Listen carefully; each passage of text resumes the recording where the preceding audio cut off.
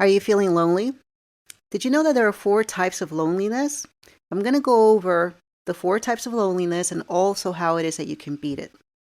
Loneliness affects so many people in different ways, but in order to be able to beat this, you have to understand what type of loneliness it is that you are currently dealing with. The first one that I want to talk about is emotional loneliness. People who are emotionally lonely are going to try to get better and overcome their loneliness without actually getting to the root of the problem. So this means that emotional loneliness is not something that's based on circumstances, but it actually comes from inside of you. Ask yourself, what is causing this loneliness that you're feeling? This type of loneliness is going to require you to find therapy, because working with a therapist are going to give you the behavioral tools and cognitive tools that you need in order to overcome this. The next one is situational loneliness. And this actually comes from circumstances that make it difficult for you to make a friend. This happens when you move, for example, or when you decide to take a job at a different place that keeps you from making new friends. So it makes meeting people a little bit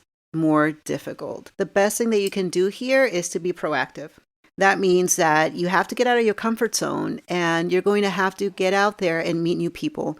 Either join a class, get to the gym, start a hobby that allows you to also be around other people. Surround yourself with people who are like-minded. This type of loneliness is definitely something that you can fix. Then we have social loneliness, which is something that people experience because of shyness or awkwardness or that sense of low self-esteem, and it makes them doubt themselves and their capacity to be entertaining. They might feel inadequate because other people are more fun, or they might say, I'm not so fun, who's going to want to hang out with me? So here, the first root of the problem, or I should say the root of this problem, is that low self-esteem. You have to tackle this first in order to move past it. The last one is chronic loneliness. And this is something that applies to those who have been alone for such a long time that it's actually their way of life. So if solitude is part of your nature, then it's going to be hard to not feel lonely when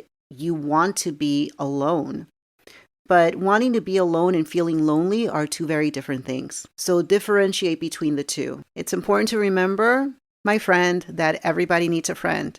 And if at any point in time you feel down or lonely or that you don't have anybody that you can count on, chances are that there is somebody out there. And if you still feel this way, make an effort to find new friends. Make an effort to upgrade your circle of influence. Like anything else in life, we have to address all of these things if we want to live life with intention and be fulfilled. So which of these resonates more with you? Or perhaps you know somebody who is currently feeling lonely. Share this episode with them.